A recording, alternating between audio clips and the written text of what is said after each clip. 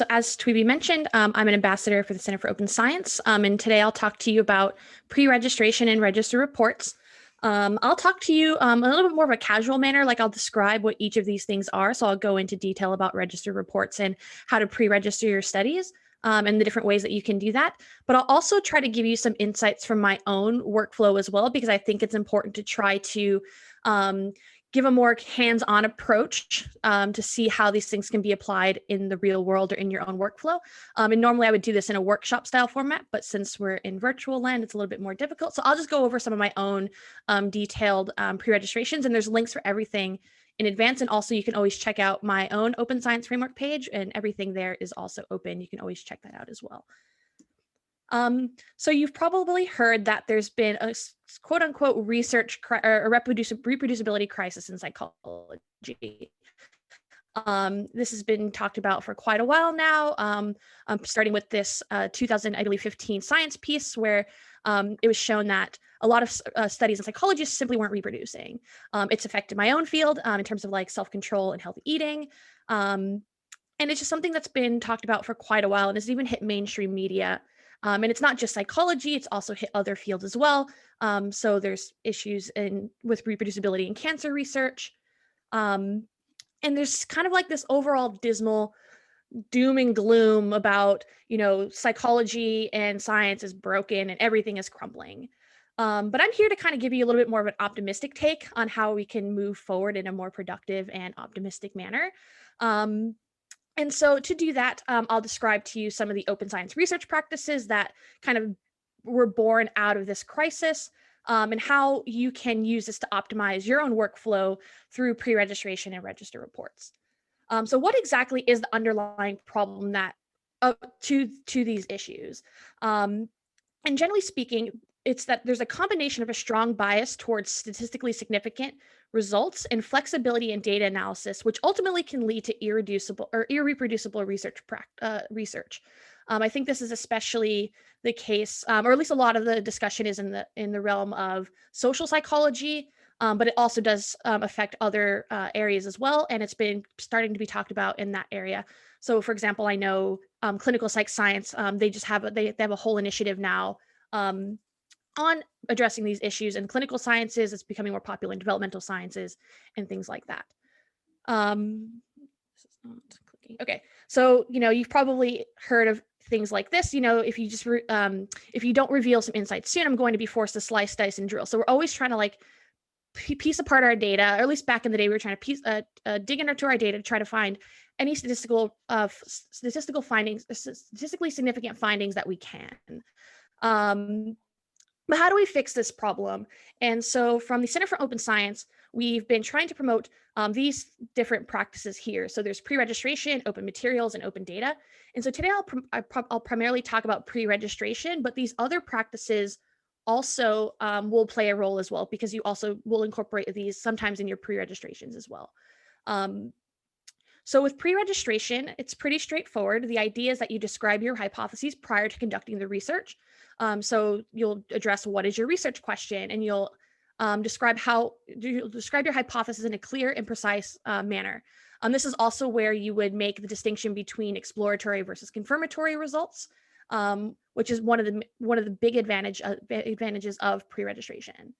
You would also describe your methods and research design. So this is where the open materials would come into play. So you would also share your materials. So you would describe basically in your protocol exactly what you did.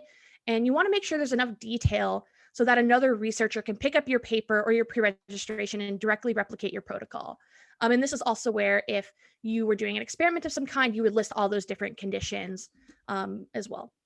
You also would describe your analytic strategy. So for each hypothesis, you would have a corresponding analysis, at least for your confirmatory hypotheses.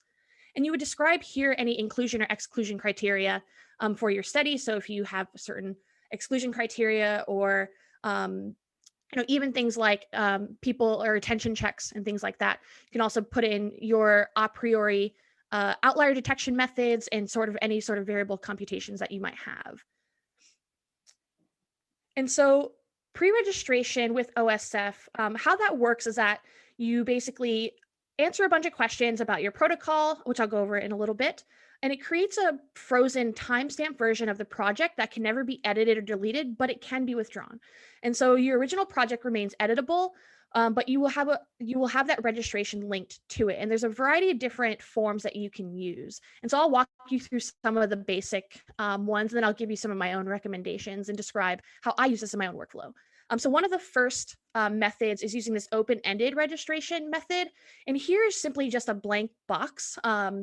And so you just describe anything that you want. So you would typically follow the methods that I just described. So describing your hypotheses, your methods, and your analytical plan. But here you just have a text box and you just kind of do with it what you will. There's also the as predicted pre-registration format, and this is one of my personal favorites because it gives you a little bit more of a guided structure to answering these questions. So here they have 8 basic questions. I believe it's been expanded now to include a little bit more details, but the core of this pre-registration method are these 8 questions. So here you would signify whether or not you've collected your data yet. You would write down your question or hypotheses. You would describe your key variables in detail and how you would compute them. You would describe the number of participants that you have for your study, so sample justifications later. So you would describe your participants, you would describe your primary analysis plan, any secondary analyses or exploratory analysis that you have. So it's not to be to tie your hands or anything like that, but just like if you wanted to make a note of any additional exploratory analysis, that's where you would do that. You would justify your sample size, so you would put your power analysis, and then there's an additional box to describe your exclusions and anything else that may be relevant for your particular study. There's also the OSF standard registration, which again provides a little bit more structure, but it's a little bit less detailed than the as predicted format. So here it's just a basic, quick format where you just describe whether or not your data was collected or not, yes or no. Did you look at your data, yes or no, and any additional comments. This format can be helpful when you're doing secondary pre-registration. So using data that already exists and you're just writing up an analytical plan. So here it would be a lot easier for you to describe, did you look at your data?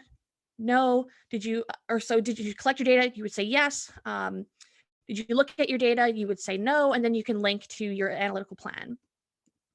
And then there's a bunch of other specialty pre-registration types. Here's just a few. So there's a really in-detail pre-registration challenge template. I would recommend, especially for people who have never tried pre-registration, this might be a good option for you to try because even though it's a little bit longer, it gets you to think about your study in advance in a way that maybe you're not typically used to. And so I would recommend everybody at least trying that once. Although this template was originally born out of the pre-registration challenge, which was to get people to pre-register their studies. And once those studies got published, they would receive, I think, a $1,000 research grant. That doesn't exist anymore, but it's still a really good template. I would say at least for first timers, if not continued use. There's also different replication templates. So if you're interested in conducting a replication study, there's some templates for that. And then there's some specific templates designed for specific sub areas, so like in social psychology. So I'm going to walk you through one of my own as predicted templates. This one to me is my favorite. Like I said, it provides a little bit more structure, and it's a nice balance between giving detail but also being time efficient. So again, here's the 8 questions, or the core of the 8 questions, which includes have you collected any data? What's your main question or hypotheses? You describe your key dependent variables, your conditions. You describe your analyses, or your main question, your hypotheses, your secondary analyses, sample size, and anything else. So let me just.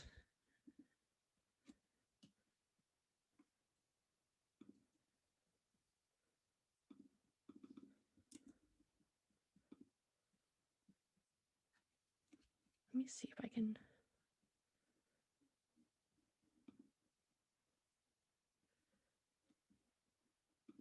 Oh, I didn't realize you have to stop. You can switch over, but.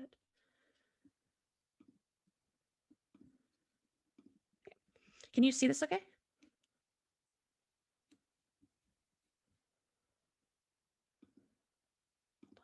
Can you see this? Okay, good. Sorry, I had the cameras off. So here's an example of one of my most recent pre-registrations using this template. So I just ran this study in January. So that's actually wrong. It's 2021. Those New Year tricks. So I ran this study in January 2021. And so this was like a very basic descriptive study. So as previously mentioned, I study self-regulation. And for this particular study, just for a little bit of context, I was interested in conducting a replication of some existing data that I already had. And so I was looking at how people subjectively perceive using different regulatory strategies. So just for context, it's a very basic descriptive study. And I followed this the as predicted pre-registration template. So here it was a brand new study, so I didn't collect any data. I described my hypotheses here in detail. So I described my questions in particular, because like I said, this was a descriptive study, so there really were no hypotheses. I described my variables. So here there was no dependent variable because I wasn't predicting anything. It was just basic descriptives. Again, no conditions because it was just a descriptive study. But here I described my analyses in detail. So I described, for the study, I would just basically report the means and standard deviations for these different self-controlled dilemmas. So people were responding how they would use different regulatory strategies in response to hypothetical self-controlled dilemmas. So we would ask the basics of like, what is the characteristics of the self-controlled dilemma? How realistic was it? How much temptation would a person feel? Things like that. And the meat of this study was looking at strategy popularity and people's subjective experiences in using those strategies. And that's described here. So here we just said we would look at the descriptive frequencies, determining the amount of times, each of these strategies would be used, and which ones would be chosen as the top strategy, or a person's most preferred strategy. And then in order to look at the comparisons of the subjective experience in using these different strategies, we just ran a simple two-way repeated measures ANOVA, comparing these 5 strategies across different scenarios.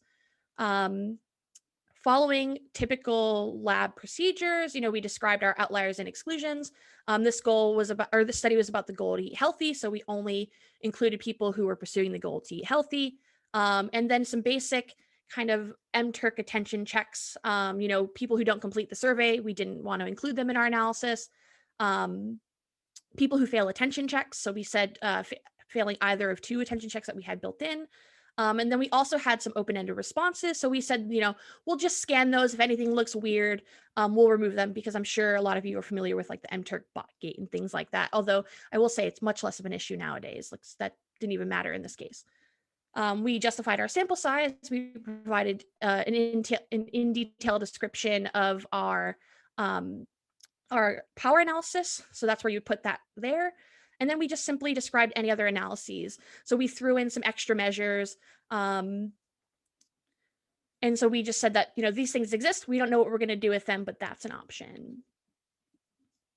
And so that's a pretty straightforward pre-registration. Let me go back to my slides.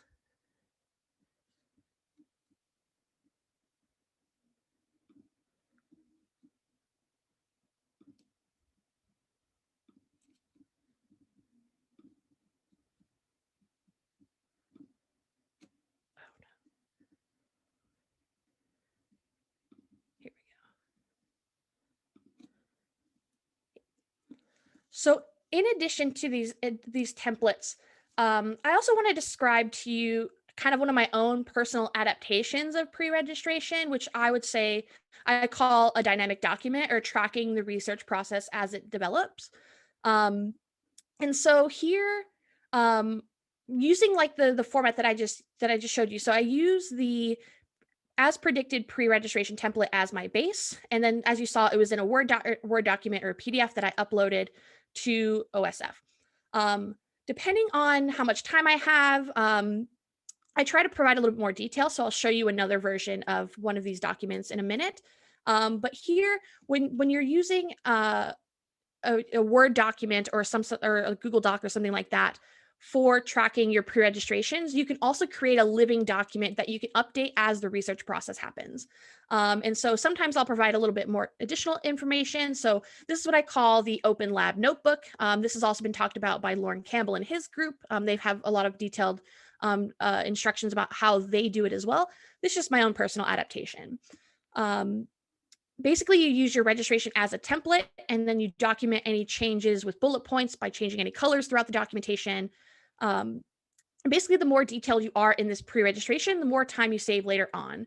And so basically you just update this notebook as things change and any amendments that you make to your pre-registration. That way it's easily accessible to you when you write your paper later.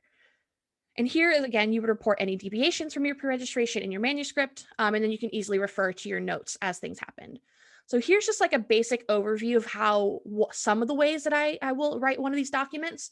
So I would typically, just for my own sake, I'll write just a quick few bullet points on like what was the research question about, like your quick bullet point literature review, so anybody who finds my pre-registration understands the logic of how I got to my questions or my hypotheses. I very clearly lay out what my research questions were and what those hypotheses are. I'll list any potential exploratory questions. A lot of times I also, when I'm writing my pre-registration, I'll just write my method section just because it's so easy to do. So sometimes I'll just include that in here as well, depending on how finished that is. And then I'll provide a detailed analytic strategy. And then again, if I have some time and if the analysis isn't too complex, I might even put a copy of my code in advance. Because basically once you have your hypotheses written out, it's a lot easier to just write your code as well at the same time. You don't always have to do that. It's not always the most time efficient. It really just depends on how much time you're willing to dedicate up front. And so here I'll just show you 2 examples of how this works. Sorry, I really didn't understand how this screen switching thing worked.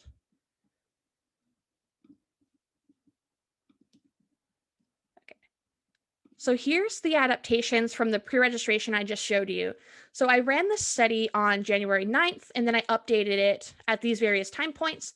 So in our lab, we do what we call a soft launch just to make sure that everything works fine with mTurk. So I just kind of like documented that process as it happened.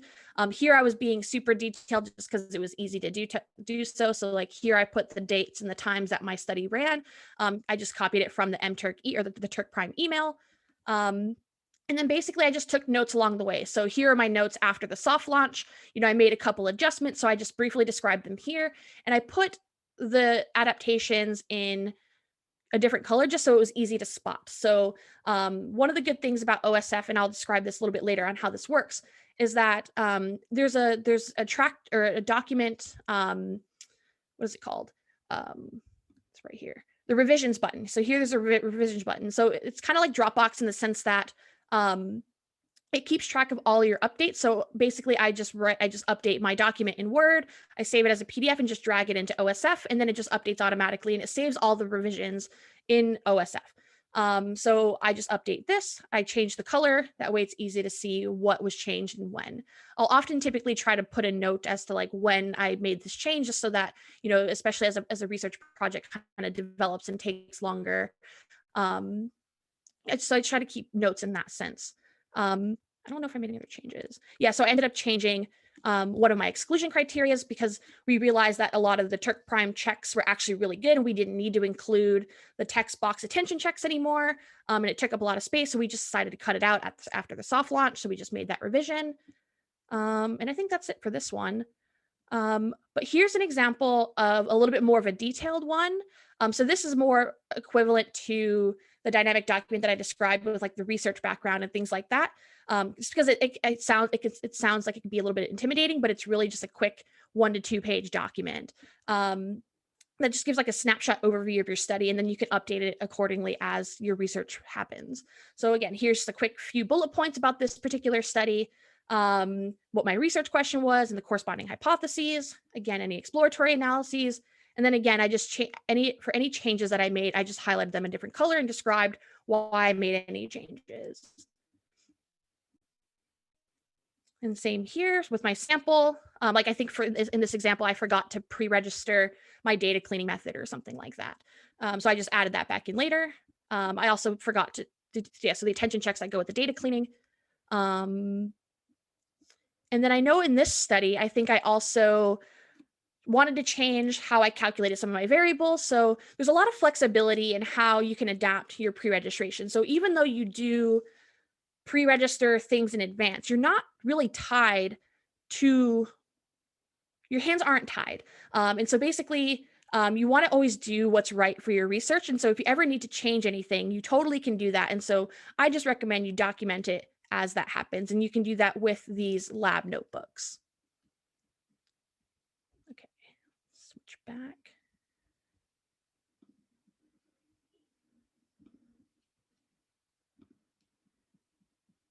And so you'll have access to all these links. Everything's already public. And so that last more comprehensive notebook is also, you'll find it in, that's a published paper. So you can easily find all the materials and all that if you're interested in really looking at it in more detail. So along with the pre-registration, typically you would also include your materials so that people can reproduce your study if they wish to do so. So if anyone wants to conduct a replication or anything like that. And so you would do this at the time of your pre-registration as well. And so here you want to share your materials on an open repository.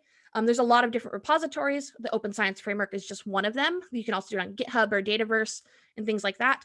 Or sorry, Dataverse I think is just for data, but there's other resources that you can use. You can use your own website if you want.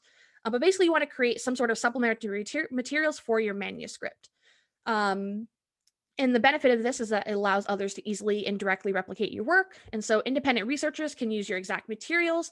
And that way they don't have to interpret what your method section says, especially given that we have a lot of word limits in manuscripts nowadays, although at least a lot of journals are giving more leeway with methods and results. But this way, you can just upload your materials, people can download them and just have access to exactly what you did. What I would typically recommend, or what I do, is that I'll typically create a PDF of my materials. I do a lot of more survey work, so I'm not doing like experimental tasks a lot of the time, so it might be a little bit different if you do that. But basically, I always try to have a PDF of all my surveys, so that way it's easily accessible to anybody. But I'll also supplement it with my direct Qualtrics file. So I use Qualtrics, that's what my department uses. And so I'll just add the .qsf, so that way if anybody has Qualtrics as well, they can literally just take my survey, upload it to their own Qualtrics file, and they have everything exactly as I did it. That's just one recommendation to make it easy. But I would always recommend at least having a version that's accessible to everybody. So that's why I would recommend a PDF on top of that. And I would say arguably this is the easiest open science research practice. A lot of people might have some pros and cons for the other ones, like sharing your data might be a little bit risky in terms of like, you might have sensitive information and things like that. And pre-registration, maybe you might perceive it as time consuming or whatever it might be. But with open materials, like you literally just upload what you're doing and it's the easiest one. There's no harm in sharing your materials at all. So if you're hesitant to start using any of these practices, I would recommend starting here. So that's just say data. So in addition to sharing your materials, you can also share your data on different repositories. So this is where Dataverse would also come into play here. And the main point here is that reviewers can easily check your work and verify your statistical claims.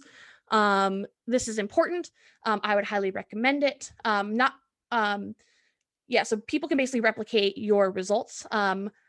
Personally, this happened to me once where I had posted my data for the first time and a reviewer thankfully went through my data and caught like a very tricky issue with my Qualtrics. Basically, I had the Big Five questionnaire. Somehow in Qualtrics, some of the variables got miscoded along the way and my results were a little bit wonky, but I just thought maybe, I'll just report them openly and like, whatever, my results are wonky, but like, so the journal was open to me having wonky results, but turns out my wonky results were because there was a coding error in Qualtrics and this reviewer caught it because he did some factor analyses on my scales because he also thought it was weird. And so he recommended that I double check some things. And so I double checked some things and then that ended up making my paper a lot better. So had he had not caught that error, then my paper would have been wrong. So I was very grateful for that in the long run. And everybody in the journal was very open about it. They were very accessible. They were very supportive of me being able to change my results. It didn't change the story of my paper at all. It just made my paper a lot better. And so I would highly recommend maybe also have your own checks in your workflow, but it's always nice to have a second pair of eyes. So if you do submit a paper, I would recommend having or allowing reviewers the opportunity to also check your claims as well. This also increases the citations in the use of your data. So if you publicly share your data, it can be used for other publications, which could also facilitate collaborations for you. And then also one thing that I like in particular, or something that's come to my attention more recently, is that sharing your data can actually also provide resources to other researchers who might not have easy access to collect their own data, and actually helps increase the diversity of science. Um, and so it can be especially helpful when you're studying like a hard to reach population. I think this is how like the Many Babies Consortium has kind of been created. A lot of people pull together to address a common issue using this hard to reach population. And so I would recommend sharing your data that way as well. And I can talk to you a little bit more in detail if anybody has any questions on like how to share your data with sensitive information and things like that. But today we're primarily focusing on pre-registration and register reports. So I can talk more in detail about that later. So now that I've kind of talked to you about like the basis of pre-registration, you can take it a little bit further by trying a register report. Register reports are really cool because it's basically a format that allows you to write a manuscript proposal and get the reviews in advance before you run your study. And this is really cool because basically you can get feedback from the peer review system while you can actually make actionable edits, not after the fact. When it's too late and they want you to run a bunch of other studies, or they just reject you because you didn't follow what they wanted. So here you can actually get workable feedback to incorporate into your science, and so that you can make your science better before you actually run it.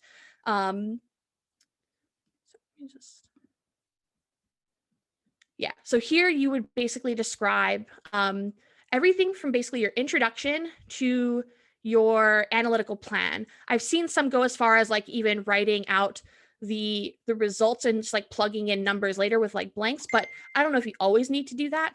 But basically you would write, your description of your research questions, your literature review, you describe your hypotheses, your procedures, and your analytical plan. And so here's just some points on why register reports could be helpful from some of the experts. So from Daniel Simons, who is the co-editor of Registered Replication Reports at Psych Science, and he's also an editor at Advances in Methods and Practices in Psychological Science. So register reports eliminates the bias against negative results in publishing because the results are not known at the time of review. So that's actually an excellent point, because a lot of the times people's papers get rejected because they didn't find the results that they expected. We have this large file drawer of all our null findings, but here the acceptance or the publication is not dependent on your findings. And so because they're not known at the time of review. And so basically how register reports work is that you submit your proposal, your reviewers approve of your study, they give you feedback, and then you get the approval to run your study, then you write up your results. And basically, as long as you follow everything as you said in your study, you're going to get published. So it helps remove the file drawer problem. And so again, from Chris Chambers, I'm a really big advocate of register reports. He describes, because the study is accepted in advance, the incentives for authors change from producing the most beautiful story to the most accurate one. And so here's just a quick overview of how the publication process works and how it relates to register reports. So when the research plan undergoes peer review before the results are known, the pre-registration basically becomes part of the register report. So here, we develop our idea, we design the study, we collect and analyze our data, and then we write our report, and then we submit it for publication. But with register reports, you basically you submit your paper right after design. So right before you collect the data. So again, you write your introduction through your analytical plan, get feedback on that, submit it for peer review. And if you pass those stages, then you get an in-principle acceptance.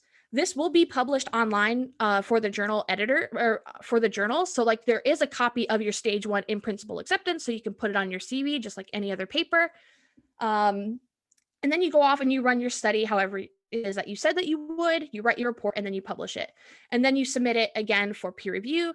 And again, as long as you basically followed your plan more or less the same, then your study will get published regardless of what the findings are. And so just to kind of sum all this up, I'll describe a little bit how the open science framework works a little bit with both of these with both pre-registration and register reports. So the open science framework is really cool because it helps you integrate a lot of different aspects of your workflow. So it helps you with project management, sharing files, documenting changes on projects, as I showed you here, You can archive your data, facilitate collaboration, and it helps you register your studies. So either with pre-registration or as a registered report. And it's really nice because it incorporates a lot of different aspects of the research process that you probably already use. So it links up with things like Dropbox and Google Drive and Zotero. So it can nicely integrate with all the other apps and programs that you already use. And there's more coming. So things like R, Qualtrics, and MTurk. And what's nice about the open science framework in particular is that it provides the infrastructure that you need. So they're interested in developing these software tools to help you with your workflow, and it's always going to be free. I really like the open science framework in particular because it's a nice all-in-one. I like to call it like the Dropbox of science. So there are other platforms like aspredicted.org, and you can also use things like GitHub. But with the open science framework, at least compared to the As Predicted framework website itself, here you can store everything at the same place. So you have your pre-registration, you have your materials, you have your data. With As Predicted, you're really just having your registration and that's it. So you would still need to store your materials and your data elsewhere. So with the open science framework, you have it kind of like nice all in one. And then if you create your own templates, you can always just reuse those for your different projects. So it makes it a lot easier to use once you become an established user. There's also a really nice community. So there's people like me all over the place who are ambassadors who try to reach out to their communities to discuss how to increase the reproducibility of your science. And there's a lot of people who are in the funding game, and publishers who are all interested in this topic. So it's a really nice community. And then obviously, one of the main missions of the Center for Open Science is that they also conduct meta-science projects on these open practices. So they have their own teams where they actually study the benefits of using these badges and things like that. So that's really cool too. And so I'll just talk to you a little bit quickly about my own personal benefits with using these practices, using some of the more concrete recent examples. So basically, one of the main benefits for me is that you get credit for your work a lot earlier on. That's really important for me as an early career scholar. I'm applying for fellowships all the time. I'm applying for jobs. And with the publication process just being so slow, it's nice to have verifiable links and ways to share my work that might be in the pipeline somewhere along the way. So when I'm applying to jobs, I might have my in prep section. And typically, that's where I've heard mixed results or mixed advice on like how to include that. So what I just do is I will include for my in prep section, I'll link to all my pre-registrations and like, look, this is something that's actually in prep. You can see exactly what stage I'm at in this research process. So that's really nice for that. You can also link to your pre-registrations and any pilot studies in your grant applications, which has been very helpful for me. And when you're later on in the process, you can also share your preprints. So that way, even if your manuscript's still under review, you can still share your manuscript with people for things like job applications, grant applications, and things like that. And at least for grant or for fellowship applications in Canada, the preprints are given just as much weight as normal publications. So that helped a lot as well. So as I kind of alluded to here already, these open science practices and pre-registration have been really important for me in terms of grant writing and fellowships. A lot of funding agencies now, even at the fellowship level, require some sort of knowledge translation or knowledge mobilization plan. And so here you can easily incorporate open science practices to show that you're committed to knowledge translation, at least within the scientific domain. So, you'll share your materials and data to a wider audience beyond your own lab. And then you can always describe how pre-registration can help you substantiate the robustness of your proposals and therefore enhancing your scientific rigor. So for example, I just wrote an NSF postdoc fellowship a few months ago, and they had a whole section where I had to describe my data sharing and dissemination plan. And so I was able to very easily integrate a lot of these open science practices to do that.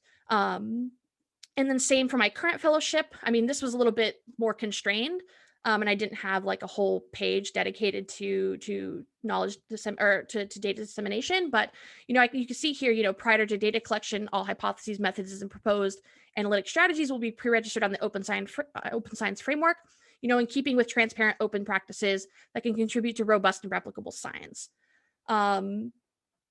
So you can highlight each of these practices into different aspects of your career as well. And especially for early career scholars, it basically gives you credit a lot earlier on. It can help you enhance the rigor of your science and in your applications by incorporating these different aspects and showing that you are an active user of these practices.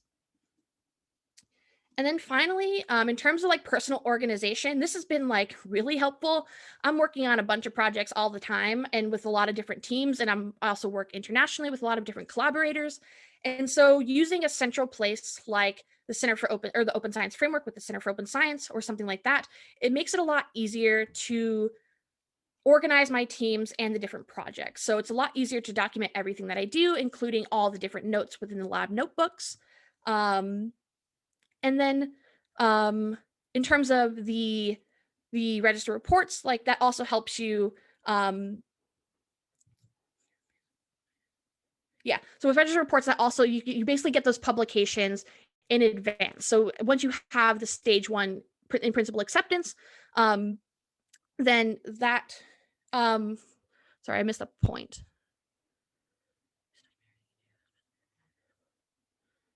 Yeah, so personal organization. So basically, sorry, there's a point that's off point. Yeah, so personal organization, basically, it helps me stay organized. I'm working on projects all the time, and so I can easily share my documents with my collaborators. And then it also keeps me organized with all the different aspects of the research process. So for example, here's just one of my personal Open Science Framework pages where I try to keep everything super organized. So here you can see everything for the study information. So this is all my pre-registration information. This includes my hypotheses, plan of analysis, my study materials, my code, and things like that. So everything is really organized there, including the lab notebook. You can also link any conference abstracts that you have from your particular study. So that way you can kind of keep track of everywhere that you present your work, and then you have it all in one place. And then you can also eventually link your preprint, so the final manuscript itself. So everything's kind of housed all in one. And so again, you can invite your collaborators to these projects, and it'll be a lot easier to keep everything housed and organized, and easily shareable with everyone on your team. Hey, Kaitlyn, so we have, is it a good time for me to just have a few questions on the chat? Yeah, sure. Oh, can you see the chat, or if anyone want to read out their questions, feel free to do that too. But one of the question is from Maya, and she asked, so would you advise, so the first part, would you advise for students to first run a pilot study before they submit a register report? I think it depends on the context. A lot of times I will start with existing data or maybe a pilot study that I don't necessarily pre-register, and that's totally fine. And then you can pre-register your replication or things like that. But it really depends on I guess how complex of a study you're running.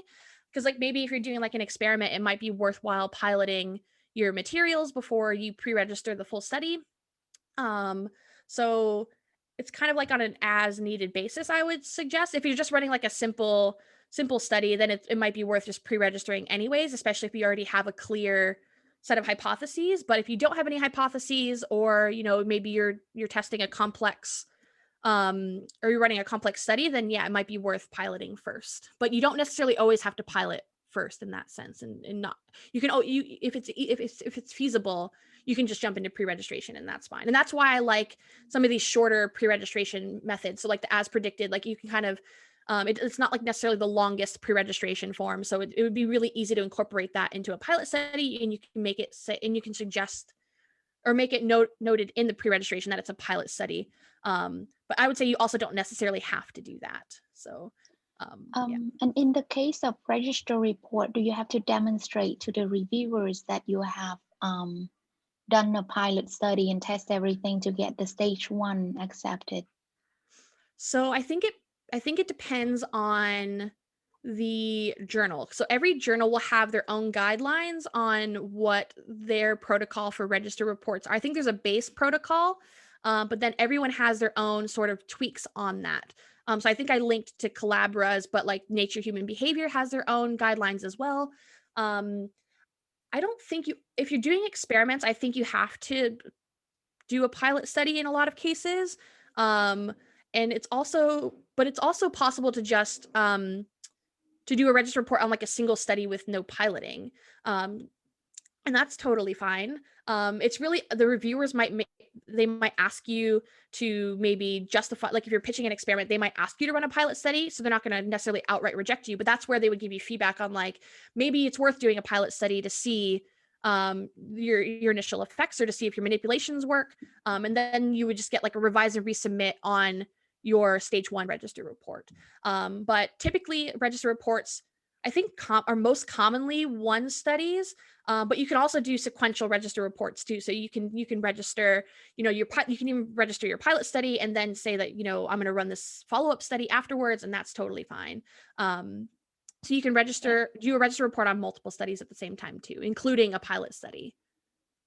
And so do you, and I know the next question is quite, from the conversation I have seen, is that it's quite controversial probably, but so what do you think that the role of the reviewers would be? And since they're going to be contributing a lot into the stage 1 register report, should they then also be included as authors if they contribute a lot? So I'll give my opinion on this, and that's I'll leave it at that. I personally think that they should be treated as a regular reviewer. And so in that case, no. I mean, obviously it's up to the authors if someone really goes above and beyond, like if they want to invite somebody, but that's also kind of a big conflict of interest, no? Because I mean, don't you think? Because I mean,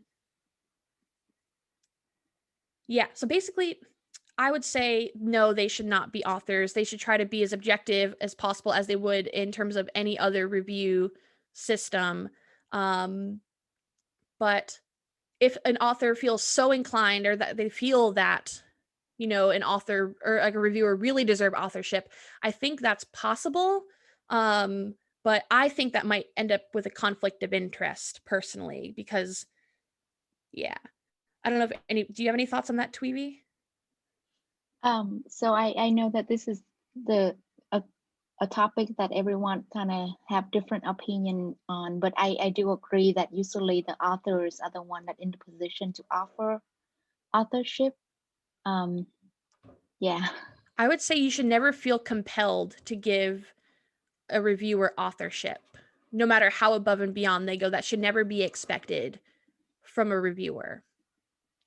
Yeah, and most reviewer probably also enter being a reviewer on being a reviewers on a register report, knowing that they would just give the feedback on the design. And I'm not sure it would be an expectation that I would later being invited to be an author. So another question follow up on with that is, couldn't the register report reviewers be credited some other way? I know F1000 does this transparently on their website next to the manuscript. Yeah, so I know at least at Collabora in general, I think they now automatically publish all the reviews for all their manuscripts, not just register reports. So authors or the reviewers in general get credit if they want. So as long as they don't have to sign the reviews, but they can sign the reviews, and that's in the documentation for the manuscript. I know personally in general, I've gotten signed reviews, and I've I've acknowledged reviewers for their comments in my acknowledgement section. But that's obviously only when it's possible, when they sign their reviews. So I would say it probably in the same way, that as long as they, I guess, sign off who they are, then at best they would just be in the acknowledgement section if you really feel inclined. Yeah, because I think that it also depends on the reviewers whether or not they want their identity to be. Yeah. Yeah.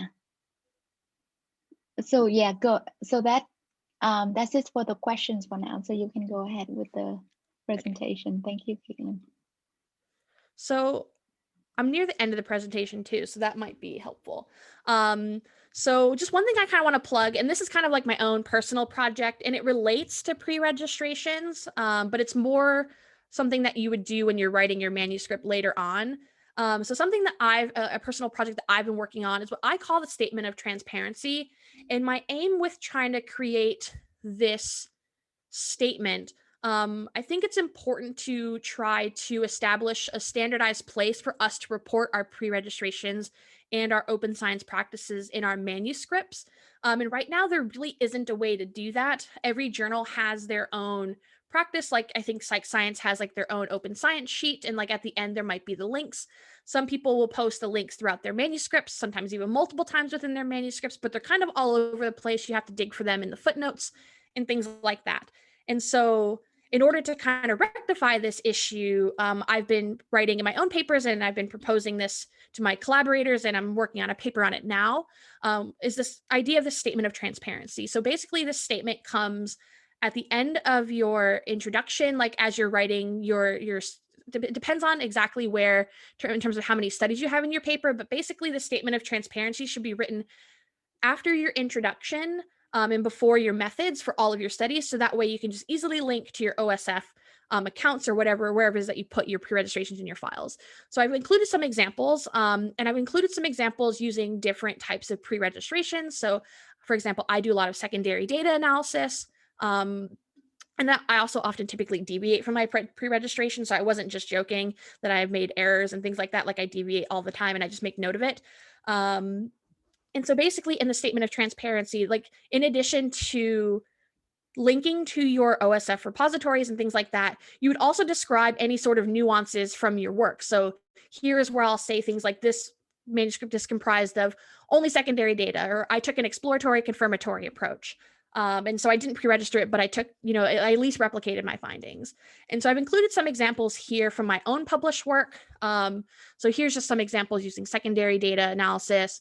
And then here is one from a full-on pre-registered study. Everything was pre-registered in advance. In this one, I was like super extra, and I even pre-registered my code. So you can check that out. So you can also just check out probably any one of my papers, and they have this statement. But I would strongly encourage you to think about including something like this in your manuscripts if you do incorporate open science practices. It just makes it a lot easier for everybody who reads your paper to find your links and your materials and things like that. And so you can also read about this in this paper by, I don't know how to say this, Gernsbacher. She wrote about this and cited one of my papers as an example. So she provides a quick overview of what this statement is as well. And so just to kind of wrap up, I'll just give you some take-home messages. So in general, I would just encourage you to embrace pre-registration in particular in a flexible manner. Do what works for you.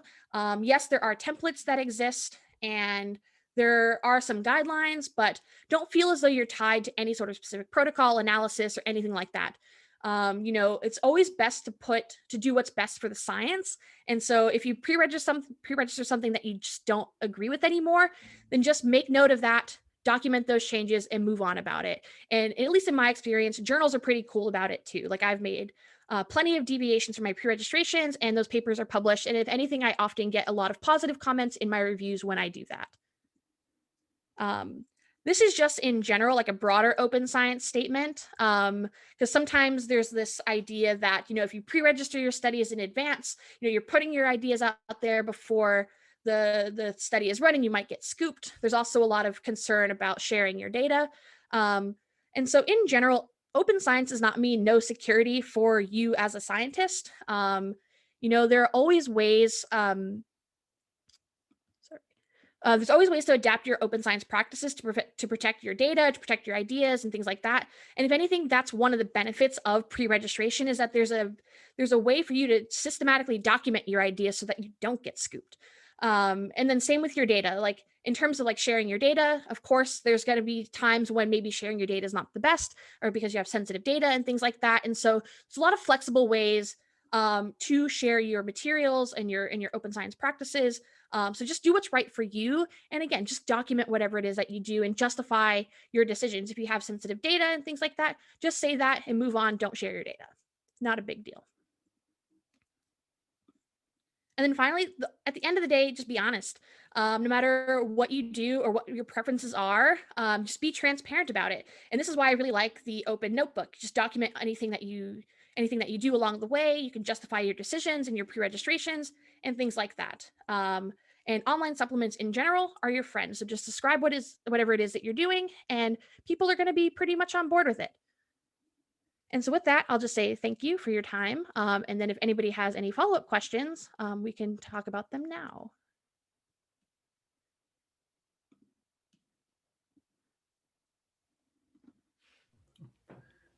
Thank you very much, Kaitlyn, for your talk. That was great. I had a question for you, actually. If you had or know of any resources for ethics boards in departments, because we have a reasonably conservative approach to ethics here at Durham, and I feel like some of our guidelines as an ethics board don't really link up well with what happens with data and such in open science. So any resources you can share for that? I can definitely send you some of my ethics protocols where I've built into my consent forms and how I write things in reviews or in my IRB applications. And I can make them. I don't think I've ever shared an IRB application in my OSF, but I can share it with you guys, or I can create an OSF and share it with Tweeby to disseminate to the group. Because I guess it's complicated in the UK now, because do you guys still fall under, like, is it the GDPR? Is that the issue? Because I worked when I was abroad in Germany, we had to deal with that too. So I know a little bit about that as well. So I can look up that study from a couple years ago to see how we adapted that language for that in those consent forms. Yeah, that might be helpful. Thank you. I think a lot of it's the GDPR stuff and just in general, a conservative approach to sharing data and findings and stuff over here. Yeah, just want to add. Oh, it might be helpful in the future to also organize a few talk on that too, because I think that is the data management and data sharing. I think is a more of a bigger concern when it comes to, being open, but also try to do that ethically. So that's a good question, Andrew, because we need that talk to kind of show people how to share safely. Yeah, I'd say at least in my experience so far, like I've always dabbled on that topic a little bit, and like there might be more specialized workshops, but I feel like that's one of the conversations that hasn't really been had enough in the open science world, and like how to adequately share sensitive data, or how to protect sensitive data but still try to be as transparent as possible. So if you do that, please let me know and I will attend that webinar. And also there's another question from a student, Ellen, asking, do you recommend undergraduate using the OSF platform for their dissertation project? So just to, in terms of the UK context, every year 3 students need to do a dissertation project between September and March. So that's the time frame for their project. So would you recommend them using the platform, and how should they use the platform for their project? Yeah, so I have supervised a bunch of bachelor's theses, and we always use pre-registration when possible. So I teach my students how to use the OSF platform for pre-registration, and I show them how to use the open dynamic document format as well. So that way we can document, the entire process along the way. I think that's especially helpful for students because they can kind of see that there is some flexibility with like adapting your pre-registration when you make a mistake or something like that. So and so I think it's excellent to use at an undergrad, and it also kind of gives you that exposure earlier on. The only thing I would not recommend, and I did try this and it was a nightmare. We did try with one of my students to do a registered report, and we were like pretty on top of it. Like my student was pretty quick in writing his manuscript and things like that. Like we had it done by like October. So we started September. We had it mostly done by the end of October, but it just takes too long, like in terms of like the actual review process and things like that. So it's just a little bit too much of a time crunch for, I think, a registered report.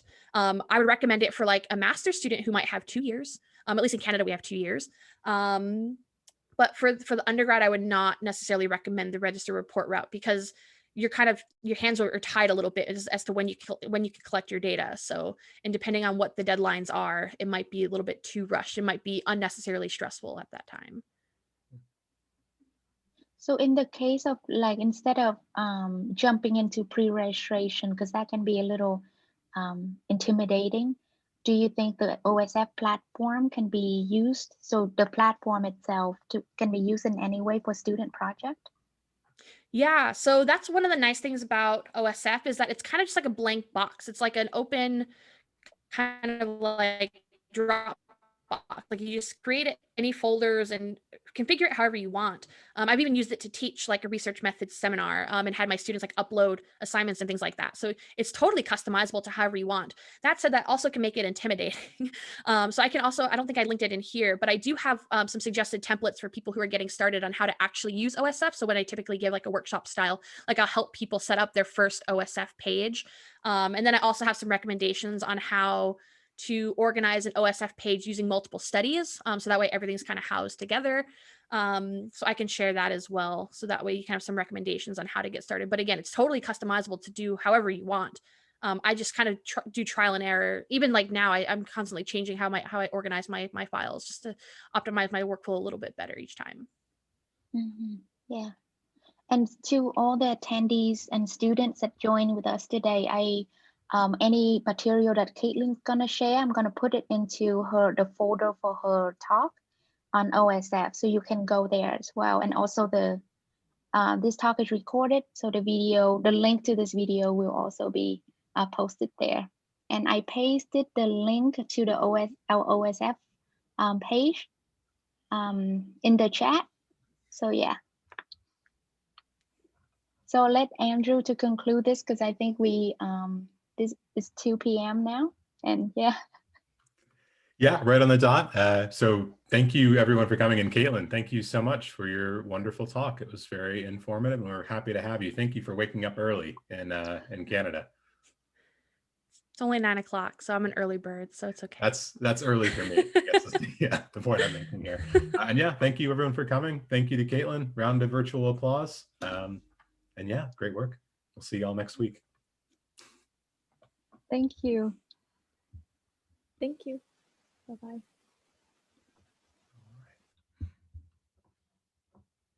Great.